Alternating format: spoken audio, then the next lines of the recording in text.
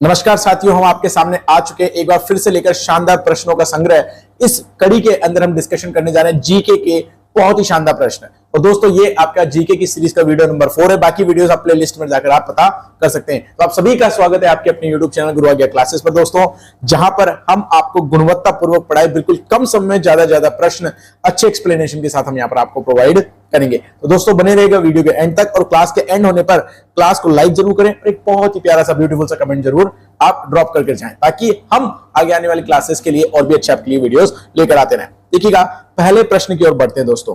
पहला प्रश्न है, निम्नलिखित में से कौन सा राज्य बाजरा के उत्पादन में प्रथम स्थान पर है? तो प्यारे विद्यार्थियों, चार ऑप्शन आपके पास में है, बिहार, गुजरात, मध्य प्रदेश और राजस्थान। क्विकली आंसर करेंगे कि सबसे पहला राज्य कौन सा है बाजरा के उत्पादन में। दोस्तों जी हाँ, यह है हमारा प्यारा राजस्थान। पधारो हमारे देश। तो राजस्थान जो है पूरे देश में दोस्तों फर्स्ट लेवल पर है, जिसमें हम कह सकते हैं बाजरा के उत्पादन में।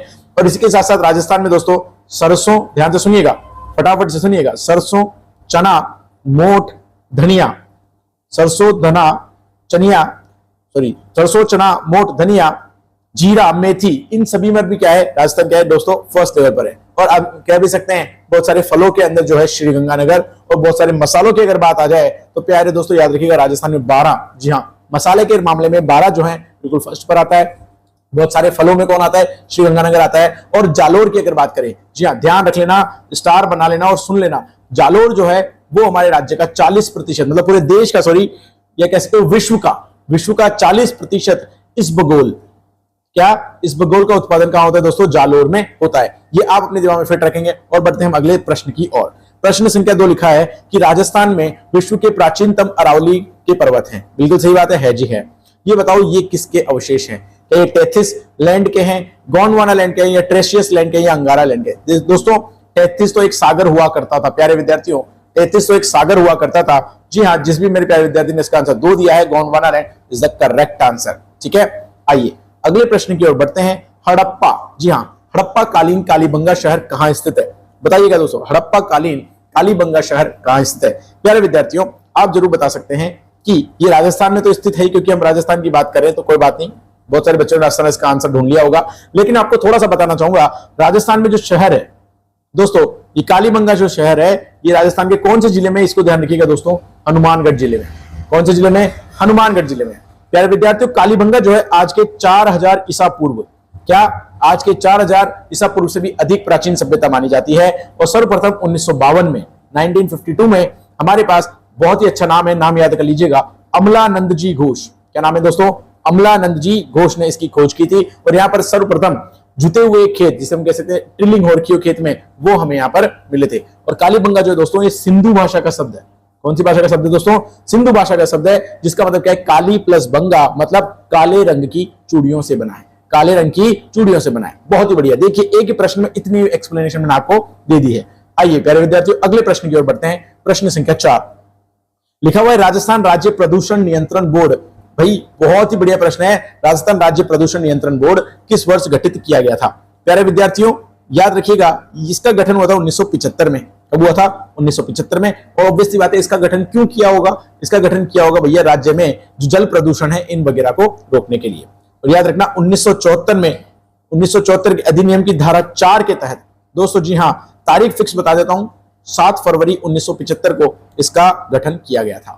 ठीक है, ताकि हम पानी की स्वच्छता को बनाए रखें, याद रखिएगा। अगला प्रश्न बढ़ते हैं दोस्तों। प्रश्न संख्या 5 लिखा हुआ है, जोधपुर के समीप पश्चिम में स्थित कायलाना झील। क्या बात है दोस्तों, कायलाना झील का निर्माण किसने करवाया? भाई दोस्तों इस एक प्रश्न तो आपके इस प्रश्न से बन गया कि जोधपुर के समीप पश्चिम में क्या स्थित है? कायलाना झील। आपसे प्रश्न पूछ ले कायलाना झील कहां है, तो आपको बताना है भैया जोधपुर के पश्चिम में, पहली बात। और इस झील को बनवाया गया था, किसने बनवाया था दोस्तों? प्रताप सिंह जी ने बनवाया था। किसने बनवाया था? प्रताप सिंह जी ने बनवाया था। याद रखना कब बनवाया था? 1872 में बनवाया था। ये झील जो है दोस्तों मीठे पानी की झील है। कौन से पानी की झील है? मीठे पानी की झील है। और इस झील के अंदर क्या पानी, इस झील का जो पानी है कौन सी नहर से मिलता है? अगर ये प्रश्न पूछ ले तो याद रखना दोस्तों, हाथी नहर। कौन सी नहर? हाथी नहर से इसका पानी मिलता है। और ये नहर कौन सी नहर से जुड़ी है दोस्तों? इंदिरा गांधी नहर से जुड़ी है। इस वजह से ये प्रश्न अत्यधिक महत्वपूर्ण बन जाता है। आइए प्यारे विद्यार्थियों अगले प्रश्न की ओर बढ़ते हैं। प्रश्न संख्या 6 राजस्थान जागीर उन्मूलन अधिनियम, प्यारे विद्यार्थियों राजस्थान जागीर उन्मूलन अधिनियम किस वर्ष पारित किया गया था? बता दीजिए दोस्तों, 1952, 25, 62 या 72। प्यारे विद्यार्थियों याद रखिएगा, इसका आंसर बनता है 1952। जी हाँ, 1952 में राजस्थान जागीर उन्मूलन अधिनियम को पारित किया गया था। आइए सबसे धुआंधार प्रश्नों को हम यहाँ पर सॉल्व कर रहे हैं, हर एक के अंदर आपको बड़ी एक्सप्लेनेशन भी दी जाएगी। बहुत शानदार प्रश्न आपके सामने स्क्रीन पर है। प्रश्न संख्या 7, राजस्थान में, जी हाँ दोस्तों, राजस्थान में फसलों में नरमा किस फसल से संबंधित है? बता दीजिए दोस्तों, राजस्थान में फसलों में नरमा जो है वो किस फसल से संबंधित है? क्या ये गन्ना से है, कपास, तंबाकू या जोजोबा? याद रखिएगा, हम इसे, मैं आपको शॉर्ट में बता दूं, सफेद सोना भी कहते हैं। What do we call it? White gold. तो सफेद सोना तो मात्र एक ही फसल को कहा जाता है दोस्तों, कपास को। किसको? कपास। याद रखिएगा, कपास एक कमर्शियल क्रॉप है जिसे हम कहते हैं नकदी फसल। क्या? नकदी फसल है, जिसकी एक, यह खरीफ की फसल है दोस्तों। किसकी फसल है? खरीफ की है। उसी की जो फसलों की जो फसल है कौन सी है? यहाँ पर नरमा से संबंधित है। ठीक है। और यहाँ पर कपास के क्या होते हैं? फल बॉल्स होते हैं। क्या होते हैं? बॉल्स होते हैं, जो कि क्या किए जाते हैं, बाद में निकालकर कॉटन वगैरह बनाते हैं और हम कपड़े जो पहनते हैं वो बनते हैं। याद रखिएगा, कपास की फसल के लिए सबसे बेस्ट जो मिट्टी होती है दोस्तों, उसे हम कहते हैं ब्लैक सॉइल, मतलब काली मिट्टी। कौन सी मिट्टी दोस्तों? काली मिट्टी की आवश्यकता होती है। और इसके वस्त्र क्या कहलाते हैं? सूती वस्त्र कहलाते हैं। क्या कहलाते हैं? सूती वस्त्र कहलाते हैं। आइए प्यारे विद्यार्थियों, अगले प्रश्न की ओर बढ़ते हैं। बहुत ही शानदार प्रश्न है। झामर कोटड़ा, झामर कोटड़ा की खान कहां प्रसिद्ध है या किस चीज से प्रसिद्ध है? सीसा जस्ता, रॉक फॉस्फेट, कैल्साइट या यूरेनियम? याद रखना, मैंने कहां भी बोला है तो ये भी याद रख लेना, ये उदयपुर में है। कहां है प्यारे विद्यार्थियों? उदयपुर में है। और किसके लिए प्रसिद्ध है? याद रखना है दोस्तों, ये रॉक फॉस्फेट के लिए प्रसिद्ध है। Rock phosphate. आइए प्यारे विद्यार्थियों, अगले प्रश्न की ओर मैं बढ़ता हूं। टोंक, बहुत ही बढ़िया प्रश्न है दोस्तों। टोंक मुस्लिम रियासत का संस्थापक कौन था? आपको पता होना चाहिए, टोंक जो मुस्लिम रियासत है, इसकी स्थापना विधिवत रूप से कब हुई थी प्यारे विद्यार्थियों? 15 नवंबर 1817 में। कब हुई थी? 15 नवंबर 1817 में। और टोंक रियासत के जो प्रथम नवाब, जी हाँ दोस्तों, प्रथम नवाब जो हैं वो कौन थे? वो थे अमीरुद्दौला। कौन दोस्तों? अमीरुद्दौला खां थे। कौन थे? अमीरुद्दौला खां थे या अमीर खां थे। पूरा नाम मैं बता चुका हूं, आप लिख लीजिएगा, अमीरुद्दौला खान, इसको हम अमीर खां पिंडारी भी कहते हैं। आइए विद्यार्थियों, प्रश्न संख्या 10, बहुत ही शानदार प्रश्न है। सीताबाड़ी, बहुत ही बढ़िया प्रश्न बता रहा हूं मैं आपको। सीताबाड़ी जो 12 में है, ये किस जनजाति से संबंधित मेला लगता है? भाई देखो, सीताबाड़ी में जो जनजाति रहती है प्यारे विद्यार्थियों, वो रहती है सहारिया जनजाति। कौन सी दोस्तों? सहारिया जनजाति का मेला भरता है। ठीक है। और सहारिया नहीं दोस्तों, सहरिया। और सहरिया जो जनजाति है, इस शब्द की उत्पत्ति किससे हुई है? सहर शब्द से हुई है, जिसका अर्थ क्या होता है प्यारे विद्यार्थियों? जंगल होता है। क्या होता है? जंगल होता है। ठीक है। और ये राजस्थान की एकमात्र आदिम जाति है। कौन सी जाति है दोस्तों? आदिम जाति। अगर आपसे प्रश्न पूछ ले राजस्थान की एकमात्र आदिम जाति, तो आपको बताना है सहरिया। ठीक है। और भारत ने जो, भारत के अंदर कानून है दोस्तों, जिसे हम कहते हैं आदिम जनजाति समूह, PTG, इसमें शामिल किया। और यहां पर 12 जिले के अंदर जो जगह है दोस्तों, वो है किशनगढ़, किशनगंज और शाहबाद। ये 2 जगह पर ये जनजाति निवास करती है। ठीक है। इन जनजातियों का मेला यहां पर भरता है। कहां पर दोस्तों? सीताबाड़ी में। आओ विद्यार्थियों, अगले प्रश्न की ओर बढ़ते हैं। बहुत ही शानदार, बहुत ही तड़कता भड़कता प्रश्न है दोस्तों। इसके प्रश्न में बहुत बार दिक्कतें आती है। कभी इस प्रश्न में मरुभूमि की कोकिला किसे कहते हैं दोस्तों? कभी गवरी भाई आंसर आता है, कहीं अल्लाह जिल्ला भाई आंसर आता है। प्यारे विद्यार्थियों घबराइएगा मत, मैं आपको बता देता हूं, अल्लाह जिल्ला भाई इसका करेक्ट आंसर होगा, क्योंकि ये राजस्थान की मांड गायिका थी। कौन सी थी दोस्तों? मांड गायिका थी। और इनका जन्म जो हुआ था प्यारे विद्यार्थियों 1 फरवरी 1902 को हुआ था। कहां हुआ था? ये ध्यान रखिएगा प्यारे विद्यार्थियों, ये हुआ था बीकानेर में। कहां हुआ था? बीकानेर में हुआ था। और मात्र 13 वर्ष की आयु में, क्या? मात्र 13 वर्ष की आयु में इन्हें राज गायिका, प्यारे विद्यार्थियों ध्यान से सुनिएगा, राज गायिका की पदवी भी मिल चुकी थी। और इन्हें राजस्थान में मरुभूमि की कोकिला भी कहा जाता है।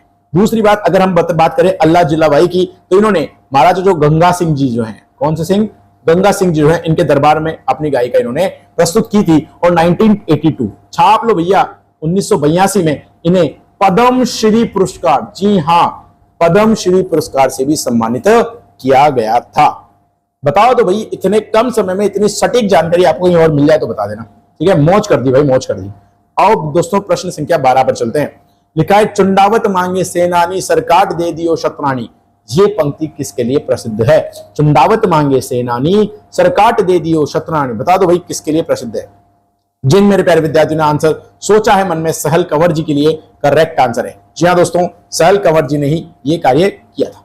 आइए अगला प्रश्न देखिए, बहुत ही बढ़िया। मोरनी मोड़ना, मोरनी मोड़ना किस जनजाति से संबंधित है? क्या यह आंसर भील है, क्या मीणा है, क्या गरासिया कि सहरिया? सहरिया के बारे में मैंने अभी आपको बताया था। अब आपको आंसर बताना है मोरनी मोड़ना किस जनजाति से संबंधित है। देखिएगा, भील इसका आंसर नहीं है, मीणा इसका सही आंसर है। और अगर मैं बताऊं, राजस्थान में दोस्तों जनसंख्या की दृष्टि से बात करें, किससे बात करें प्यारे विद्यार्थियों? जनसंख्या की दृष्टि से अगर बात की जाए तो सबसे बड़ी, सबसे शिक्षित, सबसे पढ़ी लिखी जनजाति जो है वो कौन सी है आपकी दोस्तों? मीणा जनजाति है। और राजस्थान में मीणा जो है सबसे ज्यादा कहां मिलते हैं प्यारे विद्यार्थियों? ये मिलते हैं आपको जयपुर जिले में। और टोंक में जो मीणा जनजाति के जो धर्म गुरु हैं वो है मुनि मगन सागर जी। क्या? मुनि मगन सागर जी, ये ध्यान रखिएगा। इनके द्वारा एक पुराण लिखा गया था, उनका नाम है मीणा पुराण। क्या? मीणा पुराण। उसके अंदर क्या किया? भगवान मीन का इन्हें क्या बताया गया था? वंशज बताया गया था। ठीक है, आइए विद्यार्थियों अगले प्रश्न की ओर बढ़ते हैं। प्रश्न संख्या 14 लिखा हुआ, चित्तौड़गढ़ की किस रानी ने बादशाह हुमायूं से मदद मांगी थी? आहा, क्या प्रश्न है। चित्तौड़गढ़ की किस रानी ने बादशाह हुमायूं से मदद मांगी थी? क्या वो रानी कर्णवती थी, पद्मिनी, प्रेमल देवी या फिर कुंभल देवी?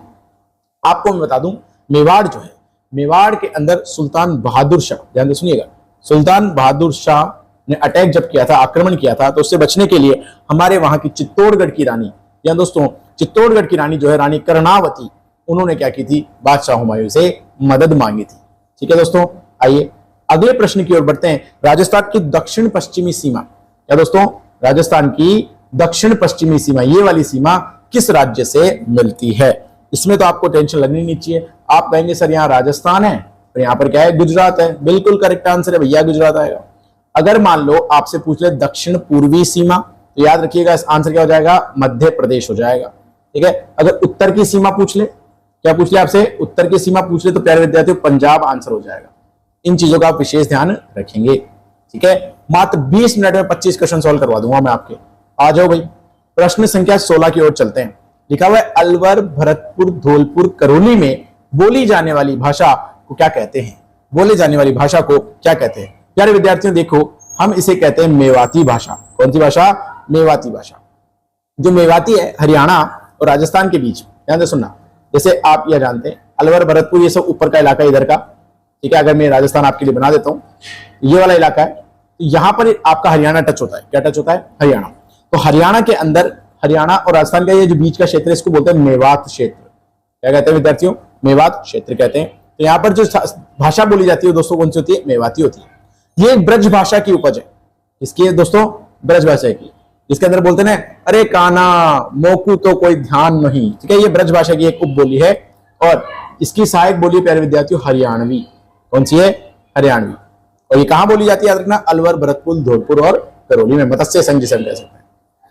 अगला प्रश्न है प्रश्न संख्या 17, कहता है राज्य में आदिम जाति शोध एवं प्रशिक्षण संस्थान कहां स्थित है? जी हाँ दोस्तों, बता दीजिएगा, राज्य में आदिम जाति शोध एवं प्रशिक्षण संस्थान कहां स्थित है? प्यारे विद्यार्थियों अगर मैं आपको बात करूं, ये माणिक्य लाल वर्मा जो आपने नाम सुना है, माणिक्य लाल जी, ये काफी इससे संबंधित है, इनके बारे में बात करते हैं। पहली बात याद रखिएगा, संस्थान कहां है विद्यार्थियों? ये उदयपुर में है। ना तो जयपुर, कोटा, सवाई माधोपुर, ये तीनों गलत आंसर है। करेक्ट आंसर है दोस्तों उदयपुर।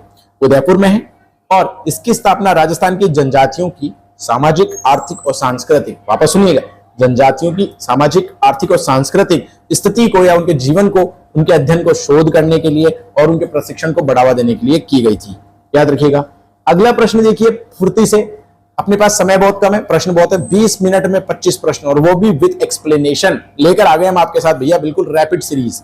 देखो भैया, नृत्य कला के विकास में योगदान के लिए कौन प्रसिद्ध है भैया? नृत्य कला के लिए आप सभी ने नाम सुना होगा दोस्तों, कालबेलिया। क्या दोस्तों?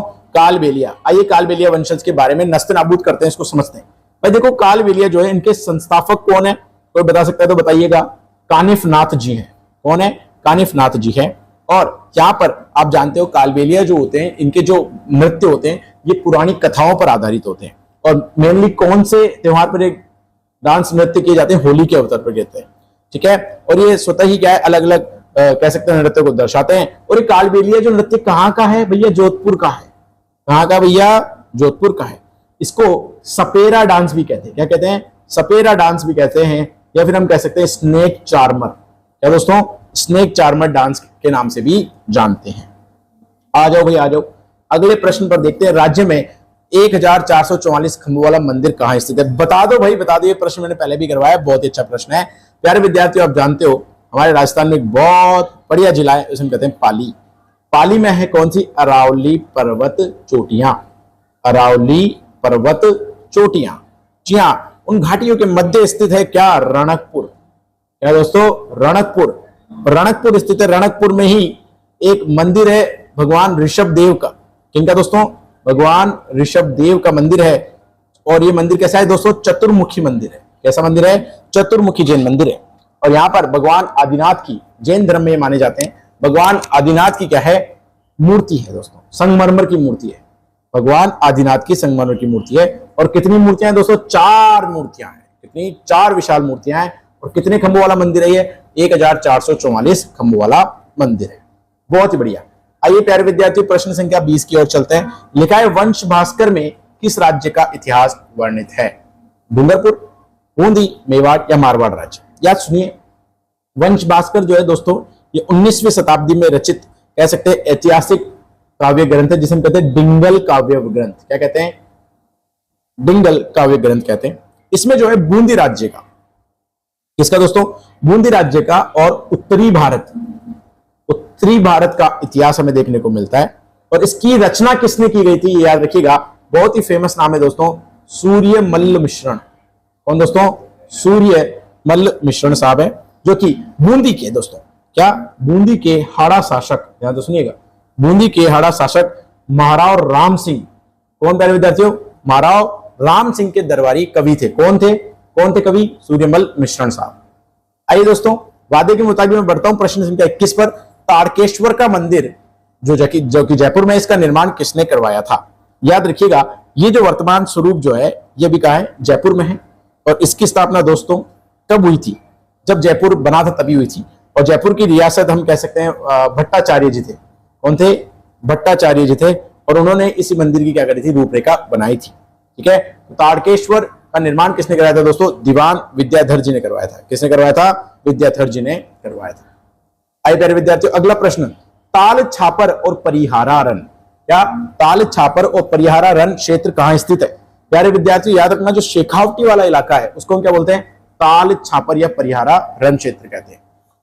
ठीक है, आइए, डोंट वरी, अगले 3 प्रश्न आपके मुंह पर मुस्कान ला देंगे। और इनमें से कुछ प्रश्न आपके कम्युनिटी पोस्ट पर भी डाले गए। हमारे यूट्यूब चैनल पर जब भी आप आए, बहुत मोस्ट वेलकम है आपका। क्लासेस देखें, प्लेलिस्ट देखें, कम्युनिटी पोस्ट देखें, बहुत सारी चीजें हम अपलोड कर रहे हैं। ठीक है, आओ भाई, प्रश्न संख्या 23 ये कहता है कि लिख मादेसर, मालासर और पूनारासर किस संप्रदाय की उपपीठें हैं? याद रखिएगा, ये उपपीठें जो हैं, ये कौन सा आपका संप्रदाय आता है दोस्तों? जसनाती संप्रदाय। कौन सा आता है भाई? जसनाती संप्रदाय आता है। और इस समुदाय के लोग जो है 36 नियमों का पालन करते हैं। कितने नियमों का? 36 नियमों का पालन मानते हैं। और अगर मान लो जसनाती धर्म के अगर मुख्य स्थल पूछ ले तो याद रखिएगा, यह है कतरियासर। क्या भैया? कतरियासर, जो कि कहां है भैया? बीकानेर में। कहां है विद्यार्थियों? बीकानेर में। और यहां पर जो जसनाती पंथ के लोग हैं, कौन सा नृत्य करते हैं भैया? अग्नि नृत्य करते हैं। कौन सा? अग्नि नृत्य करते हैं। आगे के 2 प्रश्न आपके चेहरों पर लाने वाले शानदार मुस्कान और बहुत ही बढ़िया आंसर रहेंगे।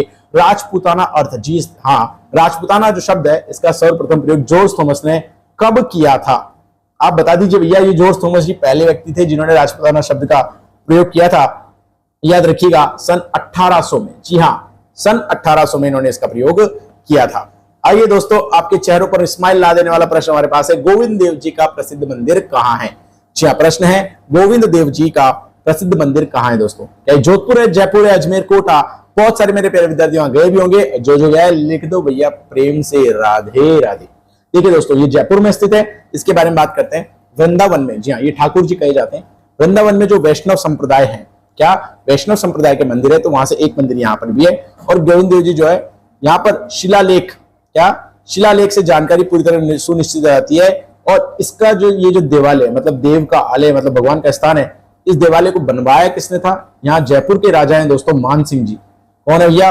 जयपुर के राजा मान सिंह जी ने इसे बनवाया था। तो जी हाँ, ये थे हमारे 25 प्रश्न मात्र 20 मिनट में, जिसके अंदर शानदार एक्सप्लेनेशन हमने आपको प्रोवाइड करवाई है।